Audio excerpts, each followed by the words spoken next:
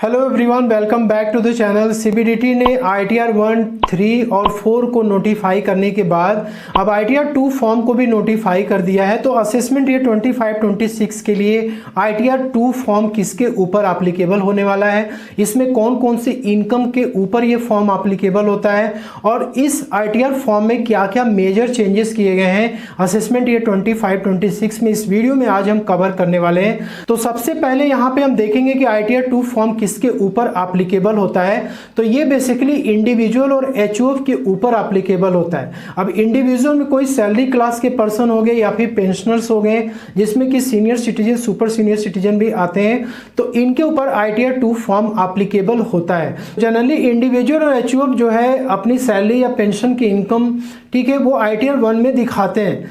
लेकिन दोस्तों कुछ स्पेशल रेट की इनकम होती है जिसकी वजह से कि इन पर्सन्स को ITR 2 फॉर्म फिलअप करना पड़ता है। जैसे कि म्यूचुअल फंड और शेयर मार्केट की स्पेशल रेट की इनकम होगी, प्रॉपर्टी को आपने सेल किया उसकी इनकम होगी, या फिर क्रिप्टो मार्केट की इनकम होगी, या फिर ऑनलाइन गेमिंग, क्रॉसवर्ड पजल्स की इनकम होगी। इनकम टैक्स इंडिया की एक्स पोस्ट पे यदि आप आएंगे तो यहाँ पर आपको ITR 2 फॉर्म में क्या क्या चेंजेस किए गए हैं वो आपको दिख जाएंगे।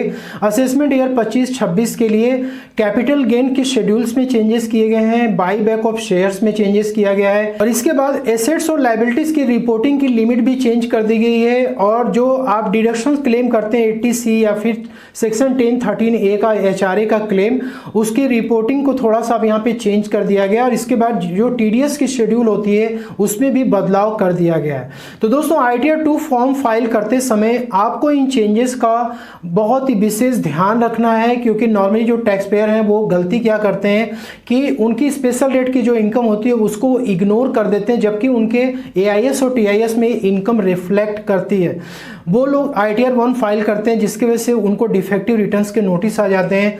तो आपको ये गलती नहीं करनी है। आपके ऊपर ITR फॉर्म कौन सा एप्लीकेबल है ये आपको बहुत ही केयरफुली सेलेक्ट करना होता है, उसके बाद आपको अपनी ITR फाइल करनी पड़ती है। अब चलिए यहाँ पे देखते हैं कि इस ITR फॉर्म में क्या क्या इंपॉर्टेंट चेंजेस किए गए हैं। दोस्तों ये जो ITR 2 फॉर्म है ये आपको by default new tax regime में ही फाइल करने को मिलेगी। तो आपको यहाँ पे एक ऑप्शन जरूर मिलता है कि क्या आप सेक्शन 115 BAC जो कि न्यू टैक्स रेजिम का सेक्शन है, क्या आप इससे ऑप्ट आउट करना चाहते हैं। और यदि आप इसे न्यू टैक्स रेजिम में फाइल करना चाहते हैं तो आपको कोई एक्शन लेने की जरूरत नहीं है, ये बाय डिफॉल्ट आपका न्यू टैक्स रेजिम में ही रहने वाला है। कैपिटल गेन के जो शेड्यूल्स में चेंजेस किया गया असेसमेंट ईयर 25-26 में, सबसे पहले तो यहाँ पे शॉर्ट टर्म कैपिटल गेन की बात करते हैं।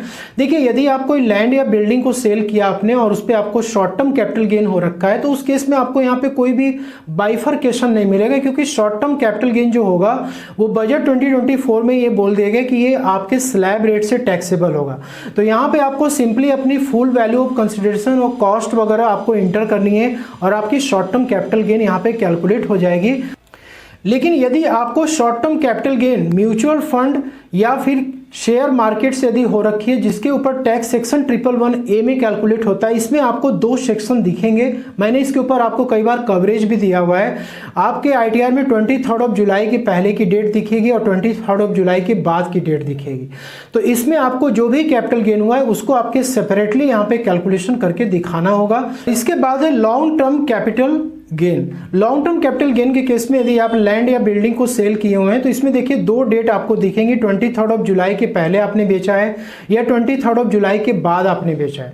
23 जुलाई के बाद यदि आप बेचते हैं तो आपको इंडेक्सेशन की बेनिफिट मिलेगी और 20% के रेट से टैक्सेबल होगा। और यदि 23 जुलाई के बाद आपने बेचा है तो उस केस में आपको दोनों कैलकुलेशन करना है, विद इंडेक्सेशन और विदाउट इंडेक्सेशन, दोनों में ही जो भी आपके लिए बेनिफिशियल होगा आप उसकी रिपोर्टिंग यहाँ पे कर सकते हैं, के अकॉर्डिंग आप टैक्स का पेमेंट कर सकते हैं। और इसके अलावा यदि आपने कोई भी लिस्टेड सिक्योरिटीज यहाँ पे जीरो कूपन बॉन्ड्स वगैरह, डिबेंचर्स वगैरह आपने सेल आउट किया हो तो उसमें भी आपको 2 डेट्स यहाँ पे दिख रही हैं कि क्या आपने पहले ट्रांसफर किया बाद में किया है, उसकी फुल वैल्यू ऑफ कंसिडरेशन और उसके कॉस्ट वगैरह आपको यहाँ पे एंटर करने हैं। ठीक है, इन दोनों ही कॉलम्स में आपको अलग अलग शो करने पड़ेंगे। वैसे ही दोस्तों म्यूचुअल फंड और शेयर मार्केट पे यदि आपको लॉन्ग टर्म कैपिटल गेन हुई है सेक्शन 112A में, तो यहाँ पर भी आपको रिपोर्टिंग उसी के अकॉर्डिंगली करनी पड़ेगी। क्या आपने ट्रांसफर किया था 23 जुलाई के पहले या 23 जुलाई के बाद। और दोस्तों यहाँ पे जो सेकेंड चेंज है वो है बाई बैक ऑफ शेयर्स का। मैंने आपको पिछले सेशन में भी बताया था कि यदि आप किसी कंपनी के शेयर्स को आपने बाई किया हुआ है और आप उसको होल्ड किए हुए हैं, वो कंपनी अपने शेयर्स को बाई बैक करती है, तो उस केस में जो वो मार्केट प्राइस आपको ऑफर करती है और जो आपके ऑफर प्राइस पहले से होते हैं उसमें दोस्तों जो आपको बेनिफिट मिलती है, पहले क्या होता था कि कंपनी के ऊपर ही टैक्स की कंप्लायंस हुआ करती थी, लेकिन बजट 2024 में इसको चेंज कर दिया गया कि जो टैक्स पेयर है उसी के हैंड में ही बाई बैक ऑफ शेयर्स के जो भी गेन होंगे वो टैक्सेबल होंगे। लेकिन कई बार क्या होता है कि बाई बैक के केस में टैक्स पेयर को लॉसेस भी हो जाते हैं, जिसका कि कोई भी क्लेम आप नहीं ले पाते थे पहले। लेकिन दोस्तों अब क्या बोल दिया गया कि 1 अक्टूबर 2024 के बाद आपके शेयर्स जो बाई बैक हो रखे हैं, यदि आपको उस पर कैपिटल लॉस हो रखी है तो आप इसका क्लेम ले पाएंगे। लेकिन आपको यहां पे मेक श्योर करना है कि इस बाईबैक ऑफ शेयर्स पे जो आपने डिविडेंड की इनकम कमाई हुई है पहले से, उस डिविडेंड को आपको सेक्शन 222F में पहले रिपोर्ट करना है, उसके बाद आप इस लॉसेस को एडजस्ट करा सकते हैं। और नेक्स्ट यहाँ पे चेंजेस है दोस्तों, वो है चैप्टर 6A का डिडक्शन, जिसमें कि आप 80C के डिडक्शंस हो, 80CCC हो, 80CCD1 हो, 80CCD1B हो। देखिए अब यहाँ पे आपको ड्रॉप डाउन लिस्ट मिलने वाला है, ठीक है। पहले क्या होता था, आप 80C में एक लमसम अमाउंट डाल देते थे, उसमें क्लियर नहीं होता था कि LIC का कितना पैसा आपका इन्वेस्टेड है, PPF में, PF में, सुकन्या समृद्धि में, टैक्स सेवर FD में, NPS में, तो वहां पर आपको इंडिविजुअली कोई अमाउंट आपको शो नहीं करना होता है। लेकिन अब इस असेसमेंट ईयर से आप कोई भी अमाउंट यदि आप डालेंगे लमसम अमाउंट, तो आपको ड्रॉप डाउन लिस्ट मिलेगी और उसमें आपको स्पेसिफाई करना पड़ेगा। उसी तरीके से आप यदि 80D में या 80DD में भी आप जाएंगे, ठीक है, तो आपको वो स्पेसिफाई करना पड़ेगा कि कितना कौन कौन से हेड में आपने इन्वेस्टमेंट कर रखा है। और दोस्तों इसी तरीके से जो लोग HRA का क्लेम ले रहे थे सेक्शन 1013A में, अब उनको भी यहाँ पर पूरा डिटेल्स देना पड़ेगा जो क्लेम वो कर रहे हैं, जिससे कि उनकी जो इन्फॉर्मेशन है वो उनके इनकम टैक्स रिटर्न से मैच कर सके। इसके बाद है एसेट्स और लायबिलिटीज़ की रिपोर्टिंग। देखिए ITR 3 में भी इस लिमिट को इंक्रीज कर दिया गया है और ITR 2 में भी इस लिमिट को बढ़ा दिया गया है। दोस्तों आपकी इनकम सैलरी हो, पेंशन हो या फिर म्यूचुअल फंड, शेयर मार्केट की इनकम हो, अदर सोर्सेज की इनकम हो, ये सारे इनकम आपके जोड़ने के बाद पहले क्या था कि यदि 50 लाख के रुपीस के ऊपर क्रॉस करती थी तो आपको एसेट्स और लायबिलिटीज की ये शेड्यूल जो AL था ये अपडेट करना पड़ता था। लेकिन अब इस लिमिट को बढ़ा के 1 करोड़ कर दिया गया, मतलब 1 करोड़ के बाद यदि आपकी इनकम जाएगी जिसपे आपको टैक्स देना है, तब आपको यहाँ पे डिटेल्स देनी होगी, जैसे कि आपकी इमूवेबल एसेट्स कौन कौन से हैं, लैंड है, बिल्डिंग है, फ्लैट्स है, अपार्टमेंट है, उसका डिस्क्रिप्शन, एड्रेस, पिन कोड और उसका कॉस्ट, ठीक है। अब मूवेबल एसेट्स में ज्वेलरी आपका कितने का है, ड्राइंग्स, पेंटिंग, स्कल्पचर, व्हीकल्स वगैरह आपने कोई रखा हुआ है। फाइनेंशियल एसेट्स में बैंक के जितने भी आपके डिपॉजिट्स हैं, इस शेयर्स एंड सिक्योरिटीज़ कितना आपने इन्वेस्ट किया, इंश्योरेंस पॉलिसी में कितना किया, लोन्स एंड एडवांसेस क्या हैं, कैश इन हैंड, तो ये आपको एसेट्स एंड लायबिलिटीज़ बतानी पड़ेगी। दोस्तों एक मेजर चेंजेस जो कि TDS के शेड्यूल में किया गया है, जो कि section 16A, section 16B, 16C और 16E में आपको TDS सर्टिफिकेट इशू किए जाते हैं। तो अब क्या है कि आप अपने इनकम टैक्स रिटर्न में पहले क्या करते थे कि आप इनकम को कहीं भी दिखा देते थे और आपके रिफंड इशू हो जाते थे। लेकिन दोस्तों अब असेसमेंट ईयर 25-26 से आप ऐसा नहीं कर पाएंगे, क्योंकि यहाँ पे देखिए अब मेंशन कर दिया कि आपको वो सेक्शन बताना पड़ेगा इनकम टैक्स रिटर्न में जिसमें कि आपका TDS कटा है।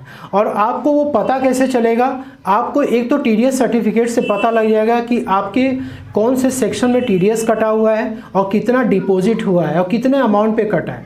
और दूसरा आप 26AS से भी क्रॉस वेरीफाई कर सकते हैं। जैसे यहाँ पे हमने 26AS ओपन किया हुआ है, इसमें देखिए यहाँ पे सेक्शन मेंशन है, 194S में TDS कटा है, इसके बाद यहाँ पे सेक्शन 194 है, सेक्शन 194IA है। इसी तरीके से आपके जिस भी सेक्शन में TDS कटा है, मतलब वो इनकम आपको ITR में उसी सेक्शन में रिपोर्ट करनी होगी, ठीक है। ऑनलाइन गेमिंग पे यदि TDS कटा है तो आपको ऑनलाइन गेमिंग वाले सेक्शन में ही उस इनकम को दिखाना होगा।